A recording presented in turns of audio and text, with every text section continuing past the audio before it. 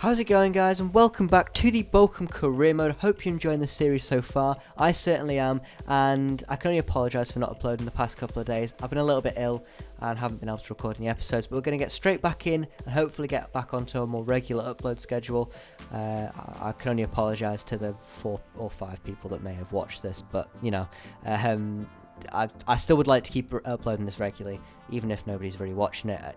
It just makes me feel a bit better. So getting straight back into the episode, and as you can see, we decided not to sell Leitch just because we want to keep the youth and the real life players that are younger at the club still. I know I technically went against that by selling Saglam, but he didn't really fit my sort of player that I wanted to use, and he wasn't really a great player, so I decided to sell him. Keeping Leitch I think was a bit more important. I actually was using him, and hopefully we can make him into a staple player that stays at the club.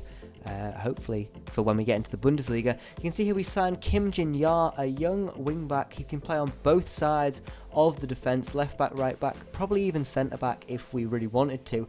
And he's rapid, and he didn't cost us a lot of money because he was running out of contract. And he also has a link because we obviously have Lee Chung-young, keeping a Korean player, sort of bringing in another one. You know, he's going to retire soon, so I think it's slightly realistic because we have another player here that can help him adapt to the lifestyle and is also from the same country. Obviously, I assume Lee Chung-young may not have lived in Korea for many years, but I think in terms of realism, you know, it's not that far off signing a player from Korea. There's actually quite a few Korean players that play in the second Bundesliga and the first league as well. So generally, I'm thinking that it was a realistic signing, and I'm quite glad I signed him. He's quite a versatile player, and he may get a bit more game time than he thinks because he actually looks quite decent. He's quite pacey, and I was wanting a pacier wing-back on that left-hand side. Danilo is great, and he probably will still be my starting left-back, but he's just not quite fast enough to always play there against certain opposition. Sometimes recently I've been being broken down on that left-hand side quite a lot because there's a few pacey players in the Bundesliga and in the Bundesliga too. So hopefully he may get a few more games than he thinks, and he may even play on the right-hand side if we have injury problems. You never know. We've got 2 aging right-backs there, so depending on situations, I'm sure he'll get a few starts. You can see here we have a squad report. I'll probably put one of these in every month just to show you, the updated amount of games, how the players are doing. I probably won't put in a more detailed one until January, where I'm showing like the actual increase in stats, how much they've gone up by, that sort of thing. Because that takes a bit longer, and that'll probably be put into a January transfer window sort of episode where there's less games and there's sort of more to show, because if I show that every month, I'm going to be showing like 1+1 to volleys or something, so it's not really going to be very interesting. You can see here we go into the first game of the episode. This will be the last episode with 2 games, and there will be episodes now with at least 3 games per episode as we get out of the transfer window. We go into a game against Stuttgart now. This is a team that I believe were relegated last year. They have a real stadium in the game, which is nice, and it's a nice stadium as well. And they have some very good players. Mario Gomez, Castro, Didavi, some really strong players that have a lot of experience in the Bundesliga. So it was a little bit worrying coming up against this. They were quite a strong team. We do actually nearly go 1-0 up here against them, but as you see, it was ruled offside. Shipnowski will have to wait for his first goal for Bochum, as he was ruled offside. Not quite sure he was offside from that angle, but I assume that there's probably a better angle where it's like straight down the offside line that he was definitely off. You can see here we do get a second chance. Gonvula breaking free. Again, just the strength of this guy. He's just fantastic, and he makes it 4 in 5 Bundesliga games, I believe. And I mean, he is just on fire. What a signing from the real life Bochum side. He has been fantastic for me. I'm not sure he's been too good in real life, but he is a real star in this team. He's so strong, and he's just quite a powerful player to have up front, and especially playing this 4-3-3, which we're playing in this game. He is very good. He's quite a crucial player up top because he sort of leads the line, and with Kone on one wing and Shipnowski on the other, you've got pace to sort of back him up. And the way I had this set up, they were sort of cutting inside as almost other strikers to back up Gonvula. So he wasn't left out by himself, which is quite nice. and you can see it more pace from Kone breaking down the wing, and Gonvula maybe should have headed that in. We may look to have been a bit disappointed to miss that chance, and we did actually, as they cross the ball in, and it's just really poor defending, and realistically poor goalkeeping. He did get a touch to it, which I can appreciate, but he should have saved it. If he got a touch to it, why is he not tipping that to the past our post and not into the goal? But in the end, we do go ahead and concede, and yeah, it's a bit of a sloppy goal, to be honest. It's just he gets a very firm sort of hand to it, and I'm not really sure which player was controlling there, because I was trying to stop the ball, and you can see Tesh there. He sort of slides in, which... Oh, not Tesh, sorry, it's Gamboa that slides in. But I was trying to control a different player to slide in to stop the ball going over the line, because it was a bit of a P-roller, and I didn't select the right player, which is a bit unfortunate. The game does end 1-1 there, which is, again, as I said, unfortunate. I think we definitely played to win the game.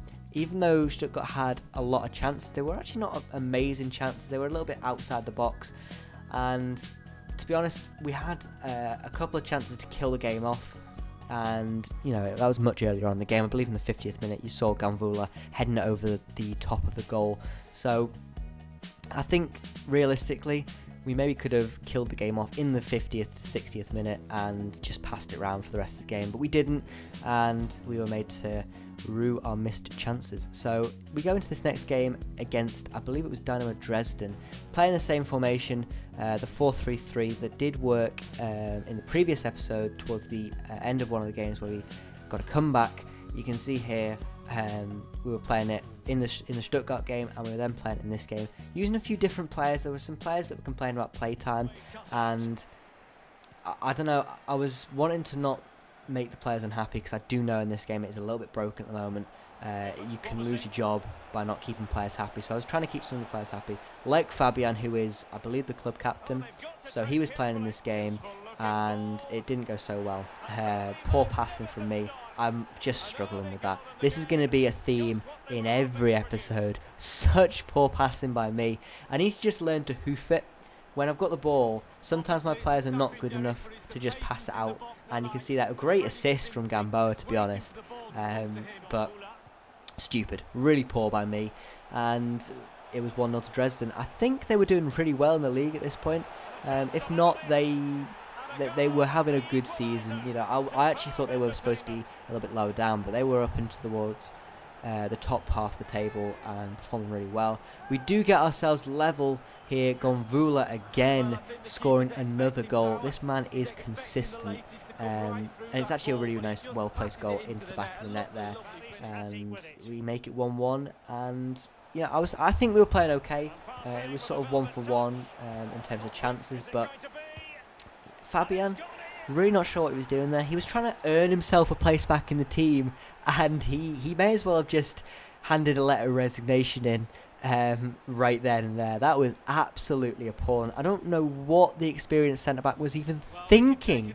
Like, look at this. He sees it and goes, yeah, I've got this, boys, and decided to just bicycle kick it out. Not take a touch, not just clear it. He just bicycle kicked it out of defence and straight, again, another great assist, not going to lie, but straight to a Dresden player, and just poor, really poor from the veteran defender. And it led me to go, well, I'm not going to start him again. And every little mistake he made in this game, I was picking up on. So even if he had a good clearance or a good pass, wasn't noticing that. And it really did tell. He had such poor pace as well, which is the main reason I wasn't starting him. He is one of the highest rated defenders in the team, but he's just poor. His pace is slow, his stamina is poor, and in general he makes mistakes like that because he's so slow. So this did actually make me think I'm not going to start in any more games just from this really dreadful performance. And in my opinion, we conceded a couple of goals due to Fabian. This one maybe not so much. I definitely think this was the other goalkeeper, Drews, who did get a chance in this game. He didn't have a dreadful game, but conceding 3 wasn't exactly showing he should be starting games.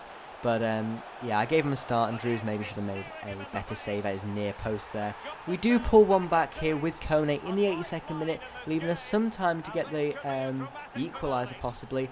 I was a little bit worried that he'd actually missed that, but he did put a nice finish into the back of the net, and sadly that wasn't enough to spark a comeback, and we do go ahead and lose that 3-2. All in all, wasn't a great game by us, wasn't a great performance, but we were using some more rotated players, probably of our own fault. It wasn't the best of ideas, but I was doing it to try and keep the happiness with the squad, and it actually wasn't the worst performance when we brought on some of the better players and playing in the two-striker formation. But that will be the end of the episode. I hope you enjoyed watching, and I will see you in the next episode, which will be out very soon, and I hope you enjoyed watching. So thank you for watching, and goodbye.